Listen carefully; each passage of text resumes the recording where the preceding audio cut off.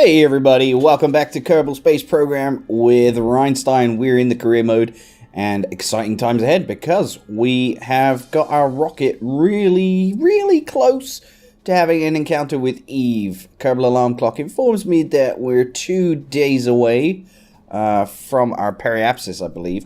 And this is kind of an important mission. We launched it a long time ago and it's been flying forever. It's finally got there, and just to show you why we're going there, we've got a couple of contracts here requiring us to enter the atmosphere of Eve and explore Eve with various stipulations.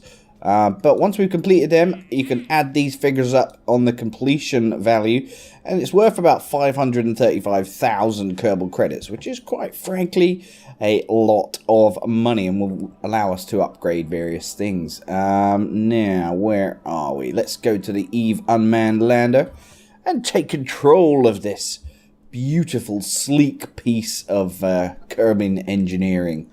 Alright, let's go and have a look. So, we're currently high over Eve, and let's just minimize that a little bit. And you can see that we can do a temperature scan while in space, and an atmospheric pressure scan, which is kind of cool. So, without further ado, I think to access my scientific instruments, I need to get rid of the fairing here. But what I'm not sure about is, does the fairing have its own radiating properties? So when I come into landing, you can see Eve in the background there. When I come into land and go through the atmosphere, will this fairing provide me any heat dissipation abilities? I don't actually know. So I'm just going to go ahead and deploy it. I mean, I really don't have the answer here. I'm going to rotate my rocket just slightly so we can see our scientific instruments. Let's log the temperature. How much electricity do we got? 410. So if we beam that back, the temperature, we will get 14 science. Lovely. Now, flip around to my press map barometer. And obviously the instrument reads 0. There's another 21 science for us. Brilliant. So, let's get on with the maneuver. So here we go, coming in high over Eve, and we need to position our rocket so that we're facing towards our maneuver node. And fast forward now, and you can see we've got a delta V requirement, delta V, that we need to slow down our rocket by 1,426.7 delta V, which is, or meters per second, which is quite a lot. So I don't know how long that's going to take, so I'm going to start burning now. Node in T, 1 minute 20, estimated burn 57, so it's not a bad idea to burn there. And you all know what that's going to do. It's going to make our trajectory bend around Eve until we circularize around it. Now, the reason I'm expending so much delta V here is so that we can get our periapsis as close as possible. Now, we have run out of fuel on that stage. There we go. Let's turn on that stage and see what that's doing to our orbit. You can see Gilly there. We actually have another rocket heading towards Gilly, which we may take charge of this episode, or it may need to take up another episode, because landing on Eve is a little bit of a challenge. The atmosphere is very thick. The planet's actually analogous to Venus in real life. It's the closest planet to Kerbin, and it's got several oceans down there. In fact, let's zoom in and have a look. Let's see what our periapsis is doing. You can see several oceans, and it's got several continents as well, so it's quite an interesting planet. Alright, let's slow down a little bit, and I'm happy with that maneuver. So, in order to actually land and get through the atmosphere safely on Eve, you need to have at least a heat shield. Now, I'm a little bit concerned whether that... See, I can't quite tell. To me, it looks like the heat shield protects every single instrument on our rocket. The leg foot kind of hangs over a little bit, so maybe we'll lose that during our descent. I'm not really sure. So, in 2 days, we're going to get to our Eve periapsis of Yeah, 248,000. So let's fast forward. Kerbal alarm clock is informing me that we're close to our maneuver time. Well, we've completed that already. There's some debris go whizzing off. Alright, let's take a little look at how cool this looks as we fly close to the planet Eve. This is one of the hardest planets to land on. If you want to return from it, good luck. I believe the gravity is 1.7 times that of Kerbin, so you're really going to need one of the very, very, very powerful engines, the names of which I've forgotten right now. Ooh, I thought I was getting a bit too close then, but we're still good. But look at our speed as we ascend over the as we fly over the surface. We're going very, very fast. 3,500 meters per second and climbing. That's because the gravity is pulling us in. This actually has the highest gravity, second only to Joule. Saying it's the highest gravity is inaccurate in that case, but Joule you can't land on, so it's not worth worrying about. Okay, I wonder if we ought to circularize our orbit first. It's probably safest. And let's see here. Let's just pull that down. Periapsis and apoapsis have flipped. Lovely. That's another delta V change of 1,147. Now, I know a number of you are enjoying my videos, and I can't thank you enough for watching them. I just want to give you a little nod towards my store, my channel store. So if any of you want to go and check out what t-shirts and stuff I've got, the video is featured on my channel homepage. And also, prices are reasonable. I've had a few people buying them. Quality is fantastic. The shirts are provided by Spreadshirt. The link, there is a link at the top of the description of this video, so if you want to go check that out and help support the channel, that would be greatly appreciated. Very soon I've got to move back to England and money is very, very tight, so any support you can give me would be great. Also on Patreon if you wish to. There's another link in the description for that, even from as little as $1 a month. So anyway, back to the video at hand. So we're descending now, getting closer and closer to the surface of Eve. Actually, we've bypassed the periapsis. No, we haven't. We're nearly there. Okay, so yeah, we are descending quite closer. Okay, I'm going to fast forward the physics engine here, just to pull that orbit in. I've got to be careful about where I land, because the oceans are significantly large on here. So you really want to choose a landing spot that's on land. Otherwise, you're, well, you're not going to land at all, are you? Let's see what's going on here. So we've whizzed around there. We can actually do some science analysis while we're up here. So let's not miss out on that opportunity. Our rocket is in the dark here, so we'll have to do our best to find our instruments. I think we'll log that temperature and the pressure data. So that is while in space near Eve. Right, yeah, so when we come around here, about here is where we want to land. It's a nice big chunk of land. So I'm going to set a maneuver to pull our periapsis in close enough so that we descend. But yeah, this is not a return mission. A return mission requires things like the aerospike engine, which I don't have access to yet. Right, there we go. So that has completed that maneuver, so we should start descending very soon in the daylight so we can actually see where we're going. Look at that, lovely jubbly. Now, before we enter the atmosphere, we kind of need to get rid of this stage of our rocket, because if we go through the atmosphere with so much liquid fuel before our heat shield, then we're gonna explode. So I wonder, should I burn some delta V now? Should I let it get a bit closer? Let's take a look at how high up the atmosphere is. So can we find out? Let me see. Here we go. So the atmosphere is 90,000 meters up. So we're close to the atmosphere. Close to entering the atmosphere. I think I'm going to use some delta V here and slow down our descent. Okay, ready?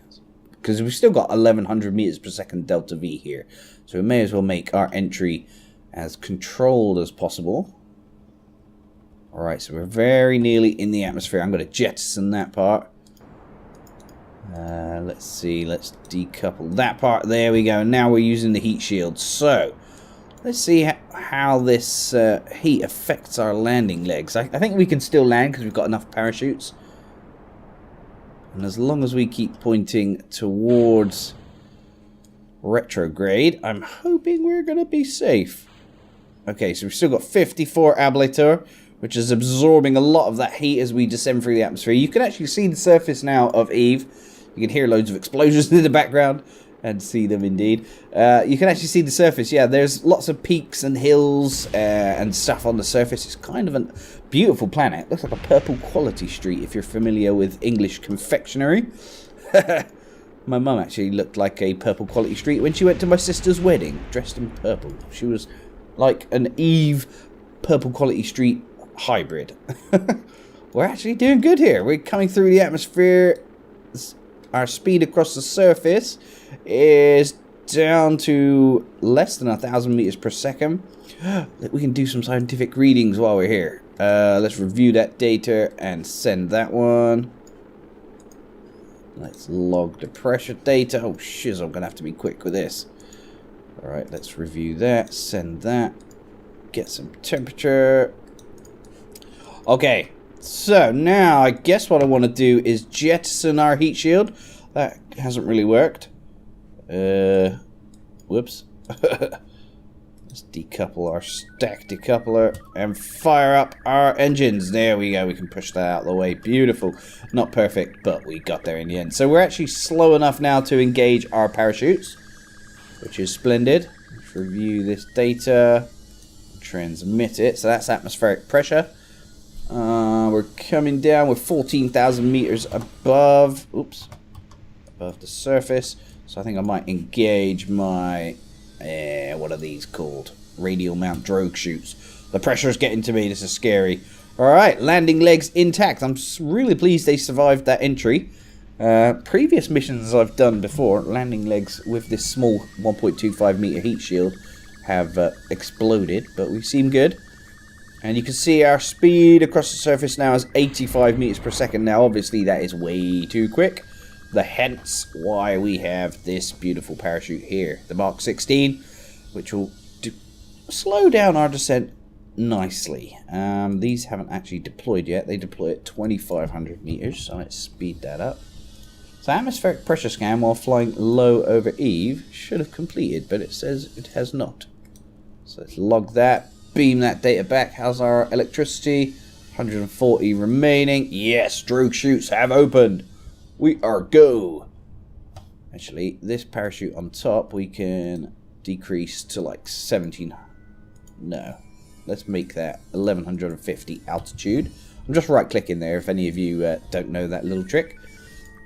You can change at what altitude your parachutes and stuff deploy, which is good, and at what atmospheric pressure, although I haven't really thought about what that does. Obviously, you can change that as much as you want, so at a minimum pressure of 0.04, our parachutes will open, but I'm really trying to keep an eye on this and make sure we come in for a safe landing.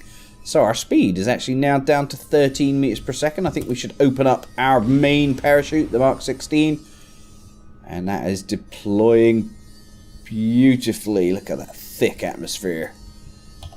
Slowing us down really nice. Yeah, look at our speed across the surface now. I know I've speeded up the physics engine. Looks a bit wonky, but I would say it's around 3 meters per second, which is quite frankly beautiful. I'm trying to not open up my photovoltaic panels until we land. Thankfully, we're not losing any electricity during this descent. I think I could turn off SAS just to be on the safe side. Otherwise, if you run out of electricity, you can't even deploy your solar panels, which is not good at all. Look at this, perfect landing. The vista that we've got here is beautiful. There's the sun. What on earth is that? There's some debris up there. Let's hope that doesn't come down and crash into our rocket at a future date. We'd be very unlucky if that was to happen though, wouldn't we, I think? Alright, we're going to be able to get loads of data when we land. I'm actually going to start extending my solar panels now. I think we're going slow enough for that to for them to survive. Look at that. And I can actually use my engine to slow down my descent even more, but it barely has any effect. You can see on our speed, just because the gravity is so strong here. But there we go, we've landed. And now it's time for the science to happen. So let's get our pressure data. The atmosphere is very dense at the surface. It crushes down on the instrumentation. That is not good. Stuff getting crushed in space is a scary thing. There we go. Got some data from the Midlands of Eve. Let's do our little seismic scan. The sensor has detected possible seismic activity below the surface. That gives me another 45 science. We'll do, we'll review that data, send that back. We're actually probably going to run out of electricity here. Yeah, we have. Alright, let's fast forward the game engine. Let our solar panels refill our batteries with beautiful, beautiful sunlight. Alright, let's review that. 24 science coming back from the temperature readout, sir. And 45 from that one. So what are we left to do? Temperature scan. Another 20 science. And a seismic scan, which I believe is the one we're sending back now. Wow, that takes up so much electricity. Please don't run out. Please be careful. Take a look at the Kerbal alarm clock. Our Gilly unmanned lander we need to take control of in 24 days. Not sure if I'm going to do that this episode yet or not. Let's just get rid of these windows a second. So I think we're golden. That is about it. We've got very, very little delta V, so there's hardly any chance we can move across the surface. It's probably best just to leave this here. But a successful landing, and that is how you get through the thickness of Eve's atmosphere. Look at my tiny little rocket on the surface there. Let's zoom out now and have a little look at where the Gilly unmanned lander is. There it is. So we need to get an encounter with Gilly at some point. But we've still got 24 days, which could leave lots to be done back at the Space Center. Lots of menial missions increasing our money. Actually, before we go any further, let's go to the Space Center and see what our economy looks like now. Probably a bit better than Britain after leaving the Euro. Ooh, 387 science points as well. And over 5 million. That's the most I've ever earned. Woohoo! Okay, so if we've got 387, I can get some of this science tech, which I love so much. Surface scanning module and a survey scanner. So these are kind of cool in that they show you resources that can be gathered from the surface of planets.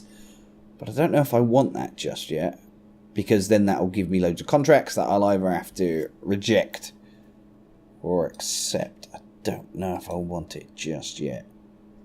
What else do we have? We've got advanced metalworks. That looks kind of cool. I like the quad couplers and the triple couplers. They're pretty sweet. Large volume containers. We haven't got engines to propel that, I don't think. Unmanned tech. Probodobine cube. That could be cool. And the Probodobine Octo 2. Or high power electrics. Now, a lot of this I don't really need, so I'm not quite sure what to do here. I may just go for these little tiny probe cores. They would be good. Yeah. Alright, well that wraps up this video. Hopefully you found it useful in some way, or entertaining, please take care. Don't forget, visit my store, have a look, see if you want to get a t-shirt or a hoodie or something. And leave a like and send me your thoughts. Take care, everybody. From the RKSA. I am out of here.